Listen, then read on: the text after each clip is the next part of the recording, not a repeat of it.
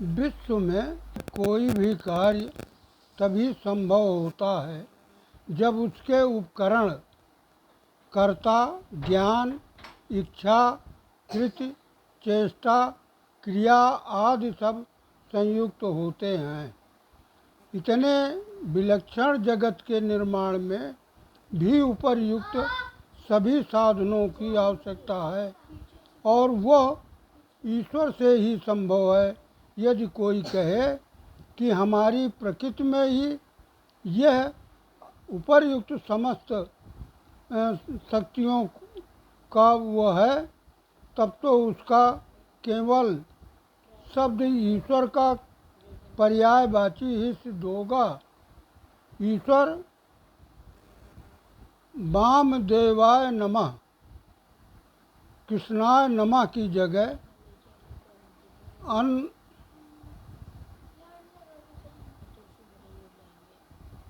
अनंत नाम रूप के भगवान का स्वरूप जो है वो उपनिषद में लिखा है, एको अहम द्वितीयो नास्ति।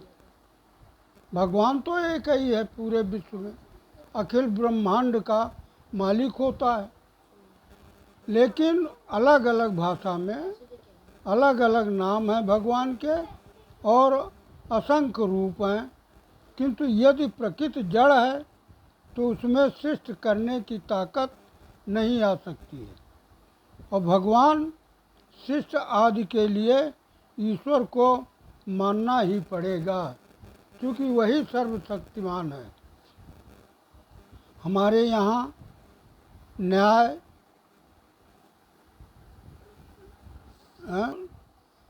दर्शन शास्त्रों के अनुसार प्रमाण से ये सिद्ध हो गया है और देखकर यह अनुमान किया जाता है कि इसका सृष्टा अवश्य कोई न कोई सर्वशक्तिमान भगवान के रूप में ही है या किसी भी शक्ति के रूप में है। क्योंकि दो प्रकार के कार्य होते हैं, एक प्राणीकृत अर्थात मानवकृत और दूसरे ईश्वरकृत। इसमें मानवकृत कार्य को तो आप लोग जानते ही हैं कि जो कुछ आदमी भी करता है, भौतिकवाद में जितना कुछ बना है, निर्मित हुआ है, ये सब मानवकृति है। किंतु जो कार्य मनुष्य नहीं कर सकता वह ईश्वरकृत कहलाता है। जैसे नदी, पहाड़, सूर्य और जीव जंतुओं की उत्पत्ति, मानव की उत्पत्ति, यह सब दैवी शक्ति के द्वारा ही संभव है। इससे प्रमाणित होता है कि कोई ईश्वर नाम की चीज़ है और ईश्वर को इसीलिए पड़ता है। जहाँ मानव शक्ति समाप्त हो जाती है वहीं दैवी शक्ति प्रारंभ होती है। तब अब मनुष्य जो है वहीं पे नतमस्तक हो करके ईश्वर को मानने के लिए बाध्य हो जाता है।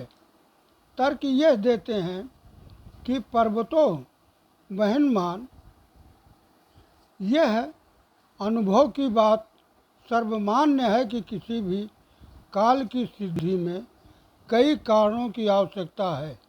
जैसे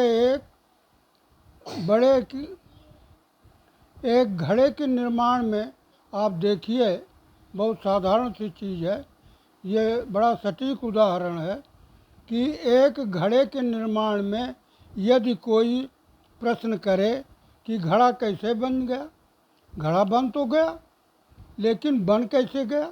अपने आप तो बना नहीं। उसमें कितने अणु रूप में उत्तर ये भी बनेगा कि मिट्टी से बना है, तो मिट्टी अपने आप तो घड़ा बना नहीं देगी।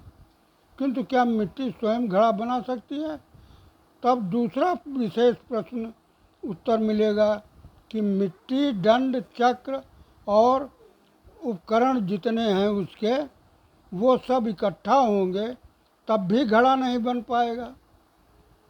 तो बनाने वाला भी कोई होना चाहिए, तो बनाने वाला कुम्हार होगा। अब कुम्हार भी ऐसा हो जो कि घड़ा बना सके। तो इसी प्रकार से संसार की रचना जो हुई है तो ऐसा कोई कुम्हार था जिसने संसार के समस्त सृष्टि का निर्माण किया है। इस कोई साधारण बात तो है नहीं कि सृष्टि करे, और फिर उसके रख रखाव और उसके जीवन सत्ता को चलाने के लिए, उसके भरण पोषण के लिए, उसकी रक्षा के लिए तमाम सब चीज़ें दैवी उत्पन्न की गई हैं। ये ईश्वर ही कर सकता है और साधारण मनुष्य के बाहर की बात है। ईश्वर में सारी योग्यताएं हैं, सब में इतनी योग्यता नहीं होगी। दृढ़ संकल्प न किया जाए, चेष्टा न की जाए, तब भी घड़ा जो है नहीं बन सकता है। घड़ा के लिए ऐसा व्यक्ति होना चाहिए जो कलाकार हो, उसको बनाना जानता हो, सीधा बनाए। कोई अनाड़ी व्यक्ति यदि बनाएगा तो टेढ़ा मेढ़ा हो जाएगा। तो वह ईश्वर जो है वो तो ऐसा कलाकार है। और फिर सबसे मुख्य बात यह है कि जिस वो पार ब्रह्म परमेश्वर जो सृष्टि करता है, उसके पास कोई उपकरण नहीं है। सबसे मज़े की बात है श्रोताओं, मज़े की बात तो ऐसे ही लग रही है कि ईश्वर के पास न छेनी है, न हथौड़ी है, न कोई रंग है, न कोई मशीन है, बनाने का कोई उपकरण उसके पास नहीं है। वो अब आप देखिए, इसी उदाहरण से स्पष्ट हो जाएगा कि ईश्वर ही कर सकता है, दूसरा नहीं कर सकता।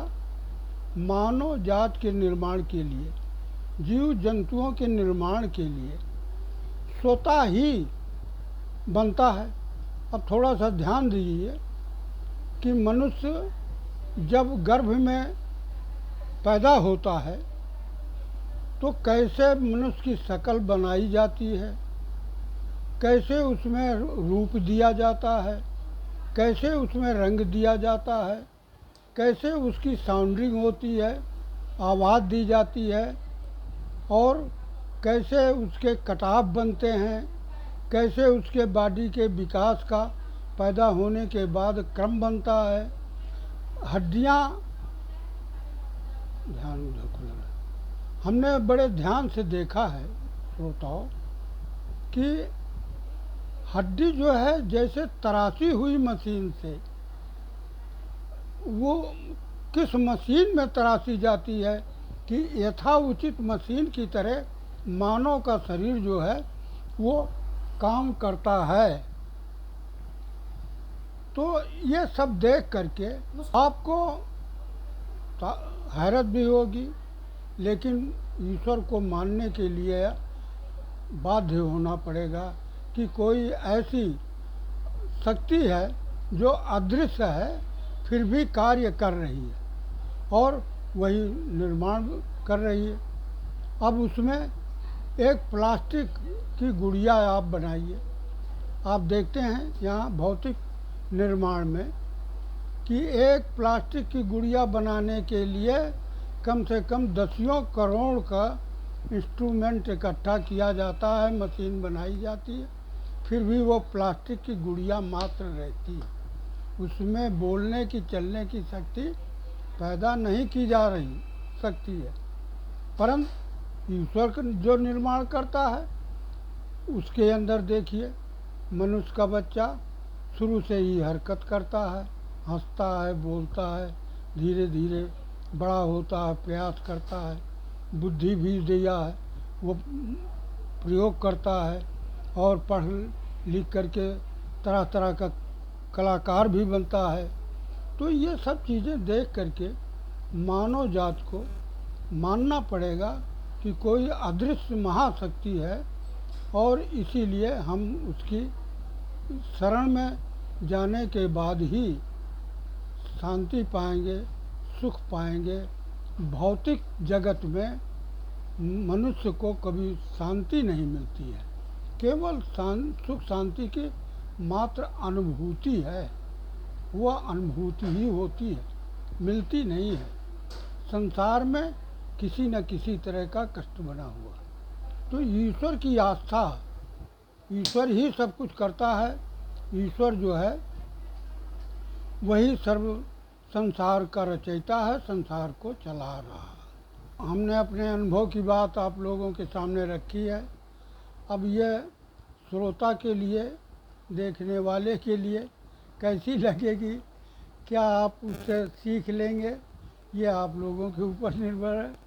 हमें तो जो ज्ञान था संगत सत्संगत के अंदर, लोगों से, किताबों से, वो हमने आपको सुनाया है। अब इसमें जो अच्छा बुरा हो उसका निर्णय आप लोग करेंगे। हम उसके लिए क्या कह सकते हैं।